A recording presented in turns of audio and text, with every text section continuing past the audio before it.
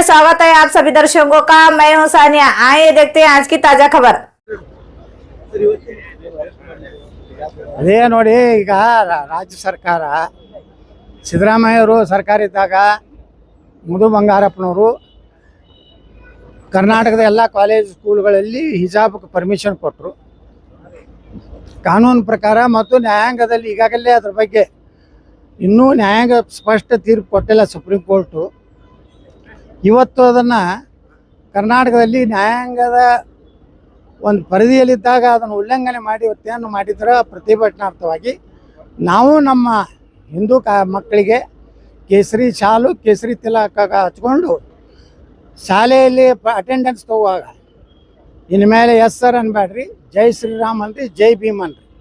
ನಿಮಗೆ ಯಾರ ಸಂವಿಧಾನದಲ್ಲಿ ಭೀಮ ಭಾರತದ ರಾಷ್ಟ್ರೀಯ ಪುರುಷ, ರಾಮ ಅವರಿಬ್ಬರ ಹೆಸರಲ್ಲೇ ನೀವು ಅಟೆಂಡೆನ್ಸ್ ಕೊಡ್ರಿ ಅಂತೇಳಿ ನಾವು ಒಂದು ಹೋರಾಟವನ್ನು ಪ್ರಾರಂಭ ಮಾಡಿದ್ದೀವಿ.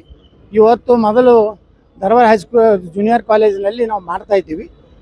ಒಮ್ಮಿಂದೊಮ್ಮೆ ಪೊಲೀಸರು ಬಂದು ನಮ್ಮನ್ನು ಇನ್ನೂ ಕಾರ್ಯಕ್ರಮನೇ ಪ್ರಾರಂಭ ಆಗಿಲ್ಲ, ನಮ್ಮನ್ನೆಲ್ಲ ಅರೆಸ್ಟ್ ಮಾಡಿಕೊಂಡು ಇವತ್ತು ತಂದು ಹಾಕುವಂಥ ಬಹುಶಃ ಬ್ರಿಟಿಷರು ಸಹಿತ ಈ ರೀತಿ ಮಾಡ್ತಿರ್ಲಿಲ್ಲ. ಅವ್ರು ಬ್ರಿಟಿಷರು ಹೋರಾಟ ಮಾಡಲಿಕ್ಕೆ ಅವಕಾಶ ಕೊಡ್ತಿದ್ರು.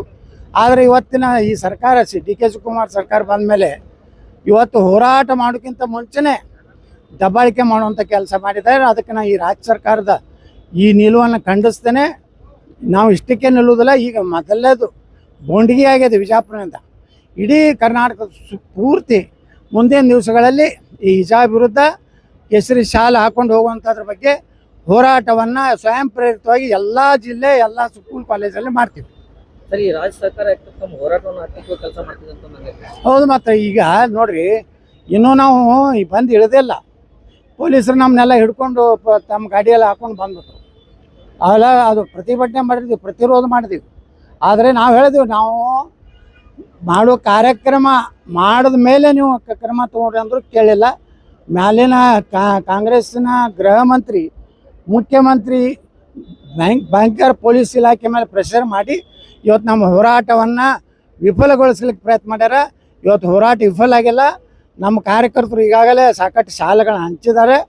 ಮುಂದಿನ ದಿವಸಗಳಲ್ಲಿ ಇವರು ಏನೇ ಮಾಡಿದ್ರು ಸಹ ನಾವು ರಾಜ್ಯದ ನಮ್ಮ ವಿದ್ಯಾರ್ಥಿನ ಕರೆ ಕೊಡ್ತೀವಿ. ತಾವೇ ಸ್ವಯಂ ಪ್ರೇರಿತವಾಗಿ ಶಾಲನ್ನು ಹಾಕ್ಕೊಂಡು ಕೇಸರಿ ತಿಲಕ ಹಚ್ಕೊಂಡು ಹೋಗ್ಬೇಕಂತೇಳಿ ಕರೆ ಕೊಡ್ತೀನಿ. ಪ್ರಿಯಾಂಕಾ ಖರ್ಗೆ ಗೃಹ ಮಂತ್ರಿಯಾಗಿ ಚಾರ್ಜ್ ನೋಡ್ರಿ, ಯಾರೇ ಚಾರ್ಜ್ ತಗೊಳ್ಳಿ, ಯಾರೇ ಗೃಹ ಮಂತ್ರಿ ಆಗಲಿ, ಯಾರೇ ಮುಖ್ಯಮಂತ್ರಿ ಆಗಲಿ, ಈ ದೇಶದಲ್ಲಿ ಬಾಬಾ ಸಾಹೇಬ್ ಅಂಬೇಡ್ಕರ್ ಬರೆದ ಸಂವಿಧಾನದಂತೆ ನಡಿಬೇಕು, ಕಾನೂನಿನಂತೆ ನಡಿಬೇಕು. ಇವ್ರು ಕಾನೂನು ಬಿಟ್ಟು ಏನಾರು ಮಾಡ್ಲಿಕ್ಕೆ ಹೋದರೆ ನಮಗೆ ನ್ಯಾಯಾಂಗ ಅನ್ನೋದಿದೆ. ನ್ಯಾಯಾಲಯದಲ್ಲಿ ನಮ್ಗೆ ಅಲ್ಲಿ ಏನಿದೆ ಸಂವಿಧಾನ ಪ್ರಕಾರ ನಮಗೆ ಕಾನೂನು ಏನಿದೆ ಆ ಪ್ರಕಾರ ನಮ್ಗೆ ನ್ಯಾಯ ಸಿಗ್ತದೆ. ನಾವು ಯಾರಾದ್ರೂ ಏನು ಅಂಜು ಪ್ರಶ್ನೆ ಇಲ್ಲ. ಅವರ ಸ್ವವೈಯಕ್ತಿಕವಾಗಿ ಆಗಿರ್ಬೋದು. ಆದರೆ ನಮಗೇನು ನಮ್ಮ ಹೋರಾಟಗಳಿಗೆ ನಾವೇನು ಗುಂಡಗಳಲ್ಲ, ರೌಡಿಗಳಲ್ಲ, ನಾವೇನೋ ದಾರಿ ಸ್ಟ್ರೀಟ್ ರೌಡಿ ಅಲ್ಲ. ನಾವು ಜನಪರ ಹೋರಾಟ ಮಾಡ್ತೀವಿ. ಅದಕ್ಕೆ ಯಾರು ಬಂದರೂ ನಾವು ಏನು ಸ್ವಾಗತ ಮಾಡ್ತೀವಿ. ನಾವು ನಮ್ಮ ಹೋರಾಟವನ್ನು ಮುಂದುವರಿಸ್ತೀವಿ. लेटेस्ट न्यूज अपडेट्स के लिए YouTube एक्सप्रेस को सब्सक्राइब कीजिए, साथ में बेल आइकॉन को भी क्लिक कीजिए। साथ ही साथ लाइक, शेयर और कमेंट करना ना भूलिए।